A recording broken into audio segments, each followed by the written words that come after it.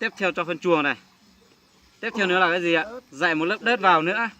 Đấy, rồi á, tiếp theo nữa là chúng ta gieo hạt vào. Rồi chúng ta mới lấp đất vào. Đấy, đó là cái kỹ thuật trồng cỏ Guinea nhá. Đấy, cú mắc khen nó đâu này ta, nó là mà vì phần lớn là mình là củ trung tâm nó củ hỗ trợ cú nù là nó chỉ hỗ trợ mà sẽ khó. Họ khó thì là khó thì ó luôn là phần chuồng nó là mà củ ấy là hay là cái mô hình thì hướng dẫn kỹ thuật thôi đúng không? Thì củ này củ chuẩn bị chỉ to thì thôi không cần. Mà bé uối còn nó là mô hình củ hướng dẫn đó này nó có lý riêng này bao và như này họ một trò này họ bao trò, đặc biệt là có cái nè nhá. Đấy. Mà do các giống là cái hàng là 40 cm thôi nhá, có cái nè nhá, được chưa? Đấy. Bây giờ đúng cái thua đó là mà cho án làm bé tao mất trông quả mò mà. chị à. Mà đây là hay cũng mang thế thì ôi nó cũng cắn lìa thôi. Có một té nè. Chúng ta làm mà ta có rong tao dù rất là mà phải mua có mất cho mẹ đó. mà lấy thì lò đó, trời lò đó. giống quả cái này là mà nữ tua mà nữ mà tua học tù lúc nông tua đấy à. Vì bé trò mà nữ chia trò lúc học bào à, bé trò cái chỗ này nông hết thì nữ vừa sẽ nếu mà mặt thật có tua thì giờ có ám mỏm thì tôi dùng đua đi với ông play này à bây giờ đấy, cho nên là chúng ta để ý nhé. Đấy, trồng cỏ cái này chỉ có một số kỹ thuật như vậy thôi, nhưng mà quan trọng sau này chúng ta sẽ cỏ lên rồi chúng ta phải làm cỏ này, như cái này uốn đón rô này, bỏ cuộn này, đấy, hơn thua họ chi cỏ nữ thủ họ xong một tua thể đấy, đấy. Hoặc có thử tư tròn đến mùa cắt cỏ thì mấy hôm nữa chúng tôi sẽ ví dụ sẽ xuống đây để hướng dẫn cái cắt cỏ cho đây đúng không? Đấy nhá. Và sẽ là trò rất là han hồn đây. Cho các nào chờ. Coi như là nói là đúng ra phải gieo cái phân, nhưng mà không có thì chúng ta tạm thời cứ gieo cái hạt đúng không nhỉ? Làm tương tự thế thôi. Đấy. Gieo cho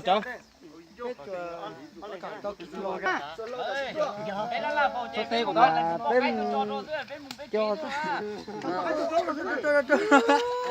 giờ này cho cái đó mà hay giờ một trong mà tránh được chú một trò cho nó trong mà giống chó mà giống nhớ mà giống chỉ thả chỉ một cái chó cú cho nó cú nhớ anh nói cú tôi muốn nhớ hôm mà hổ hú à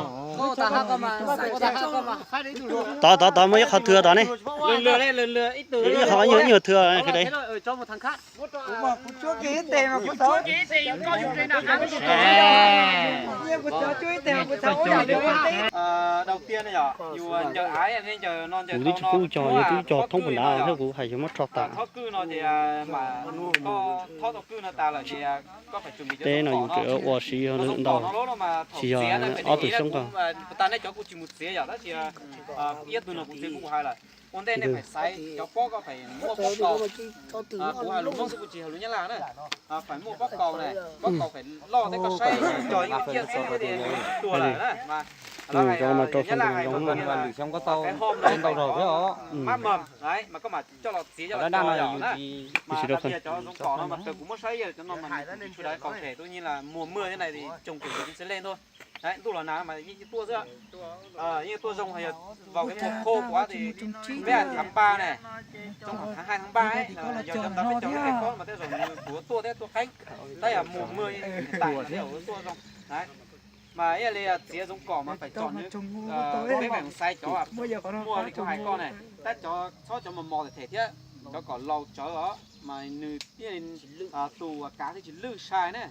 nữ chỉ lư sai mà thầu đi tao tua cầu nó là nửa chỉ tao lư mà đế mà tua là kia tao hay có thể cho mà mó nó mà tê tù mà cũng chỉ lư theo tao tê tù lư đấy mà phải để ý đúng rồi mà tía mà hôm là hay bà trong bà hôm có nghĩa là nét tía ít lúc bây giờ này nó là mà nét tía ít giờ mà phải mua alupo cổng con cả thì cho nó có dạy lúc bó thôi cho giờ phải mua alupo chỉ mua thì dạy lúc bó thôi à cho alupo đó cho lì đó là dạy lúc bó tôi xí đủ cho nó thử có chờ tao mà dùng xía kiểu nói rồi để ý này nét tía mà tía nó cũng chỉ nó sẽ là nhìn á yếu quả ta yêu cầu mà đúng là nét tía nó rồi nó nét tía mà giờ dùng đua yếu mua điều kiện thế dụ có đúng kỹ thuật đó mà nên phải tía lấy lúc bó cấu này nó rồi nên chia nó nên phải chia dây giò của chú chả đấy mà cũng phải cái nó lúc ta nó nên chia mình gì ô lên hay chia đi nó đấy chỉ đi nó rồi tao nó mà nên phải chiến gì đi nó chỉ bé lu má mình mà cả cho ít lúc con nó là má đúng không 1, 2, 3 đúng không mà nên chia tao nó của tao là chỉ chia nó phải tì nó tát tuổi nó mà nó rong đua còn chỉ linh đó là mình nên trông lên non rồng đó là mình sẽ có cái nhược điểm ưu điểm của nó thứ nhất này nên chỉ được có hai nó mà nữ chín trồng có nó nhỏ nữ sẽ giữ được nước hơn còn nếu mà chia đi non chân cha họ nữ trồng là chơi nữ pìa là chơi sẽ lư rong sai đua đấy thế nên chia đi non mình sẽ mỗi lớp cái con này nó thế cái con nó là nữ sẽ tờ nhỏ đấy mình nữ sẽ cái đồ nữ cho chỉ to tu rong thì nữ lư đấy cho là không hay đúng không nhớ ra một chặt kéo này mát mầm ta phải có từ 2 mát mầm trở lên nhá cái nghiệm